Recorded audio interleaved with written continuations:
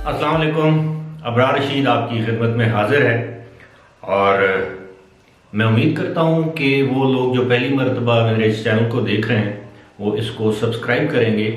और आपको मालूम है मेरे दो चैनल हैं, एक मेरा यूएई स्पेसिफिक है और ये चैनल मेरा जो है ये पाकिस्तान की जो पॉलिटिक्स है, जो भी यहाँ के मामलात हैं, सिर्फ पॉलिटिक्स ही नहीं, सहाफ़त है, उसमें सियासत है, उसके बारे में है। बहरहाल आज का जो मौजू है वो ये है कैप्टन सफ्दर की गिरफ्तारी और रिहाई। मैंने अपनी पहली एक वीडियो में जिक्र किया था कि आज कैप्टन सफ्दर को गिरफ्तार कर लिया गया। उस वक्त जब वो अपनी अहलिया के साथ कराची के एक होटल के कमरे में थे और मुबैना तौर पर होटल के कमरे का दरवाज़ा तोड़कर जो सिक्योरिटी हुकाम थे वो दाखिल हुए, उनको गिरफ्तार कर लिया। बाद कराची की एक अदालत ने उनकी ज़मानत ले ली।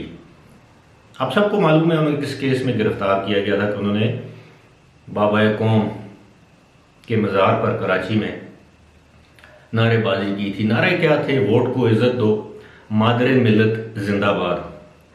बकौल शख्स से अगर ये नारे कायदे आज़म सुन रहे होते तो उनकी रूह खुश होती, या अगर उनकी रूह सुन रही है तो खुश होगी। लेकिन इसको जुर्म करार दिया गया और इस जुर्म की पादाश में कैप्टन सफ्दर को गिरफ्तार कर लिया गया।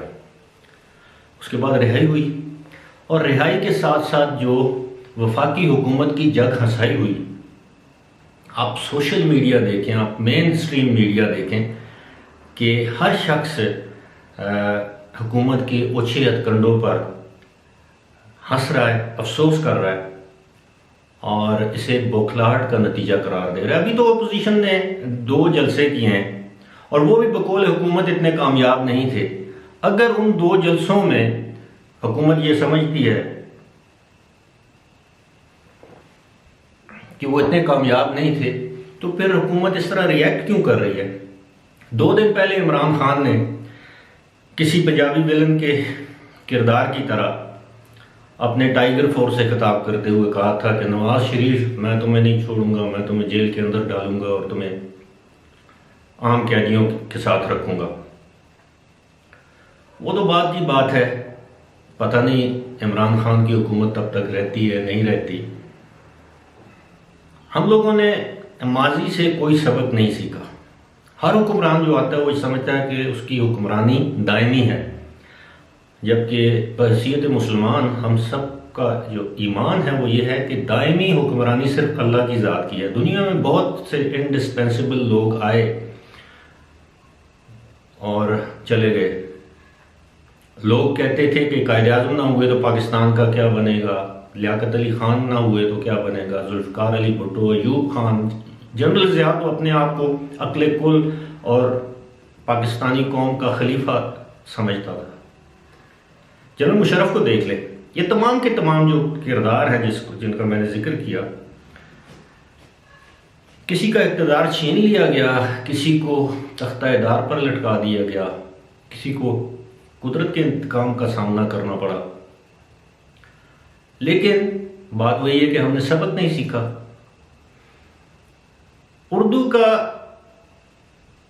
हम उर्दू ही कहेंगे, है तो फारसी का मुहावरा, उज़्र गुनाह बदतर अज़ गुनाह, यानी गुनाह का उज़्र पेश करना वो असल गुनाह से ज़्यादा जो है वो बदतर है। आज मैं देख रहा था पीटीआई की वज़रा की जो मुख्तलिफ टेलीविज़न टॉक शोज़ में उनकी प्रेस कॉन्फ्रेंसेस बगले बजा रहे थे। जब कैप्टन सफ्दर रिहा हो गए तो उसके बाद उनकी जो गुब्बारे से हवा निकल गई, लेकिन वो उसको जस्टिफाई कर रहे थे। अब मैं मानता हूं कैप्टन सफ्दर ने कोई जुर्म किया है, उसको गिरफ्तार होना चाहिए था, लेकिन क्या उसको गिरफ्तार करने का वही वक्त था सुबह 6 बजे जब वो अपनी अहलिया के साथ होटल के कमरे में मौजूद थे? ये हालात है हमारे। मैंने आपसे पहले भी एक वीडियो में जिक्र किया था कि हमारे इलाके में एक मुहावरा है, बल्कि पुराने लोगों की कहावतें हैं, पुराने लोगों की ज़र्ब मिसल कह लें, जो भी उसको आप नाम दे दें, कि गीदड़ की जब मौत आती है, चूंकि मेरा ताल्लुक पहाड़ी इलाके से है, गीदड़ की जब मौत आती है तो वो शहरों का रुख करता है। इसी तरह कहते हैं कि चूंटी की जब मौत आती है तो उसको पर लग जाते हैं। आप बात समझ गए होंगे। इस सारे मामले के पीछे जो भी था, यकीनन इसका नुकसान हुकूमत वक्त को हुआ और जो फायदा है वो पीडीएम या अपोजिशन की जो तहरीक है, जो जमातें हैं अपोजिशन की, उनको हुआ है। और पूरी कौम ने देख लिया कि मौजूदा हुक्मरान किस हद तक गिर सकते हैं। आज मैं एक टेलीविजन टॉक शो में देख रहा था कि वफाकी वजीर तालीम शफकत महमूद साहब, वो अजीबो गरीब तावीलें पेश कर रहे थे। वो एक उस एक्ट का एक वो कागज ले आए।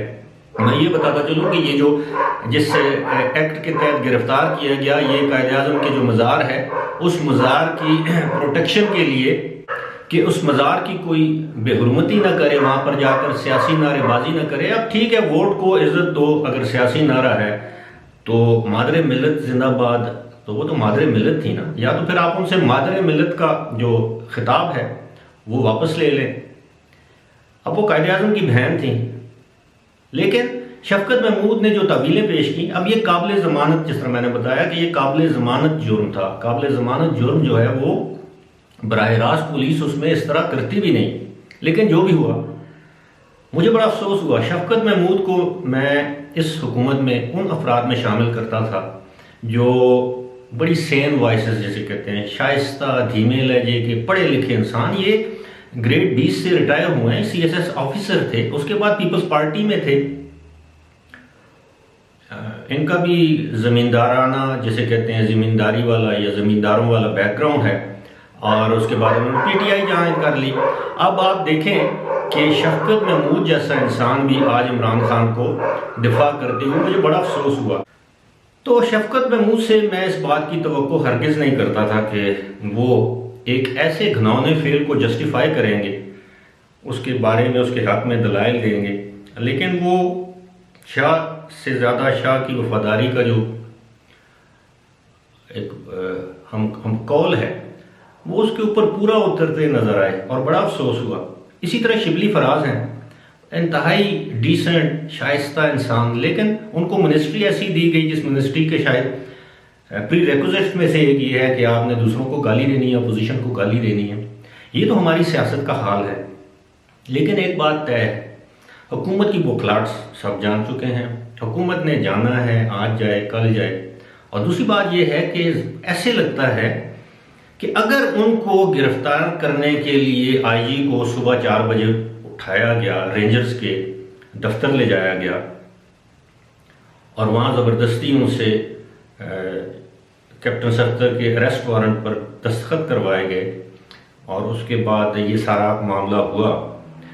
और जिस तरह मरियम नवाज़ ने अपनी एक प्रेस कॉन्फ्रेंस में कहा कि बुज़दिलो, गिरफ्तार करना ना मुझे करो, तुम्हारे इन ओछे हथकंडों से मैं डरने वाली नहीं।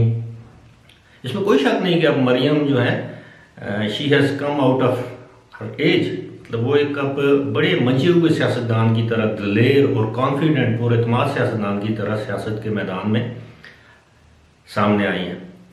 मुझे तो ऐसे लगता है कि इस सारे खेल के पीछे सोच ये थी कि पीपल्स पार्टी को बदनाम किया जाए कि जी देखें, सिंध में तो पीपल्स पार्टी की हुकूमत, सिंध पुलिस ने गिरफ्तार, सबको पता है कि रेंजर्स के आगे कौन बोल सकता है।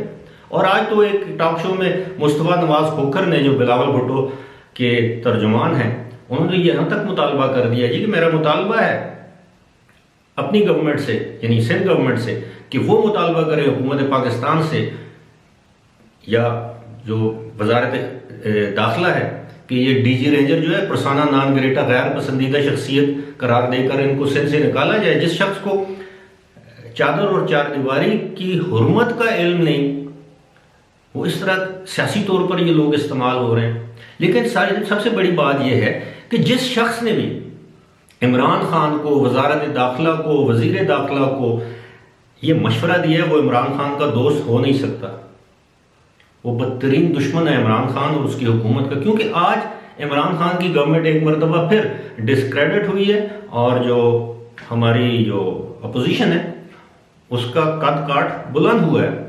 और मरियम नवाज का जो जो स्टैचर है वो मजीद ऊपर गया है, उसकी पॉपुलैरिटी ग्राफ मजीद ऊपर गया है। आज वो लोग जो मरियम नवाज की पॉलिसी से शायद 100% इत्तेफाक नहीं कर देते, आज वो लोग भी ये कहने पर मजबूर हुए कि नहीं, गलत चीज़ गलत है और इमरान खान को ऐसे नहीं करना चाहिए था। क्योंकि शफकत महमूद कह रहे थे कि वज़ीर-ए-आज़म सिंध को पता नहीं चला तो ये उनकी नाअहली है। और भाई आपके वज़ीर-ए-आज़म खुद अपने मुंह से कह चुके हैं कि बहुत सी चीज़ों का मुझे मेरी बीवी ने बताया या टीवी ने बताया। आपको याद होगा कि जब इमरान खान वज़ीर-ए-आज़म के साथ साथ वजारत दाखिला का चार्ज भी उनके पास था, तो एक मारूफ कॉलम निगार हैं इरफान सिद्दीकी, उनको उनके घर से रात को गिरफ्तार कर लिया गया और इमरान खान ने कहा कि उनके इल्म में ये बात नहीं थी। इस तरह होता है, कुछ नादीदा, कुछ नज़र न आने वाली कुव्वतें होती हैं जिनको आज मरियम नवाज ने कहा कि ये खलाई मखलूक है और खलाई मखलूक के ये काम है।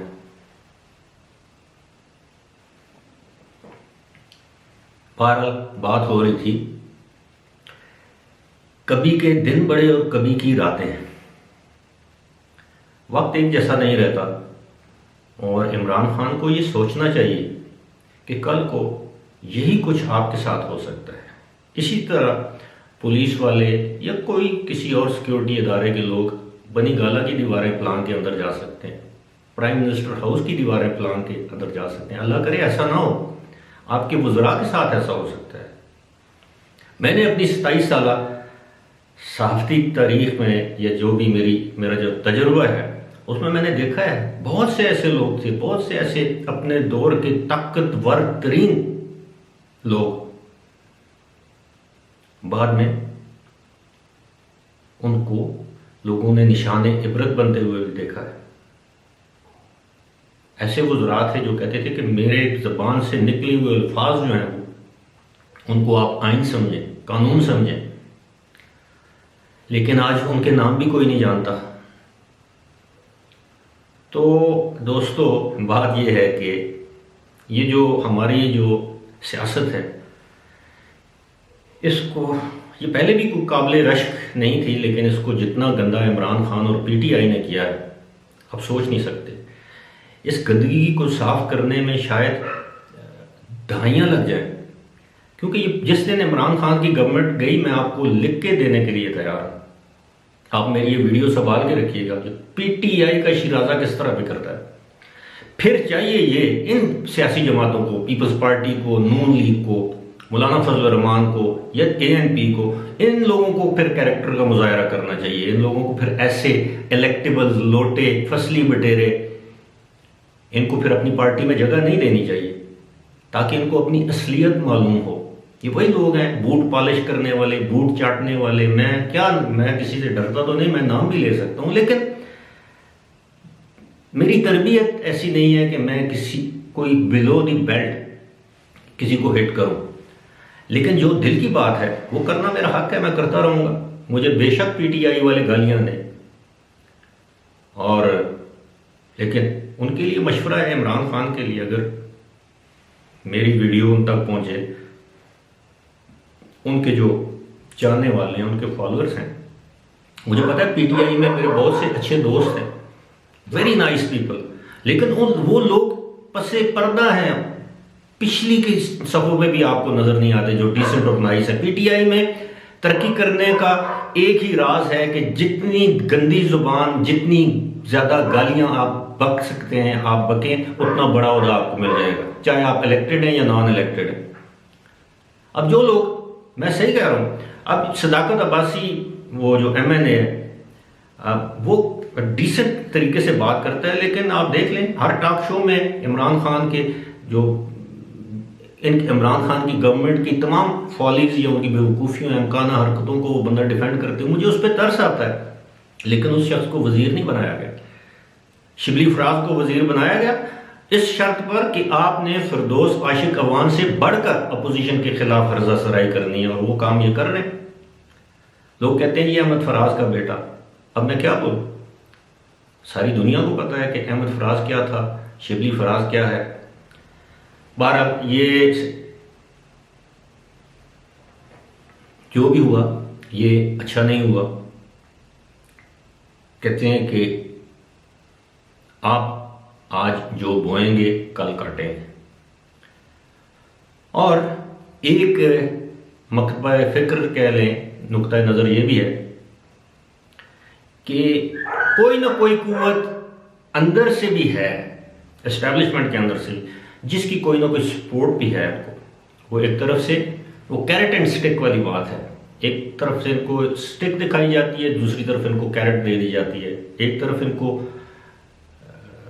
धमकी दी जाती है, दूसरी तरफ थपकी देने वाले भी मौजूद हैं। बहरहाल जो भी हुआ बुरा हुआ, इस पर इंक्वायरी होनी चाहिए। मैंने पहले भी मुतालबा किया था इस पर एटलीस्ट सिंध हाई कोर्ट के चीफ जस्टिस इसका अज खुद नोटिस लें कि इस तरह, मैं कैप्टन सफदर की गिरफ्तारी के बारे में नहीं, मैं इस तरह चादर और चारदीवारी एक शख्स अपनी अहलिया, अपनी बीवी के साथ अपने कमरे में मौजूद है, आपको किसने हक दिया है कि आप उसके कमरे का दरवाज़ा तोड़कर अलग सुबह आप उसके कमरे में दाखिल हो?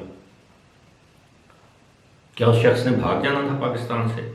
आप उसको कल गिरफ्तार कर सकते थे, बाद में गिरफ्तार कर सकते थे, उसने तो कराची में ही रहना था। लेकिन आज क्या हुआ, इस गवर्नमेंट ने इस अपने किए धरे के साथ अपने मुंह पर जो स्याही, कालक जिसे हम कहते हैं, कालक और स्याही मल ली है, यह कलंक का टीका अपने चेहरे पर लगा लिया है। ये शायद सारी ज़िंदगी इनकी सियासी ज़िंदगियों को हॉन्ट करता रहेगा। फ़िलहाल इसी के साथ मुझे दीजिए इजाज़त। खुदा हाफिज़।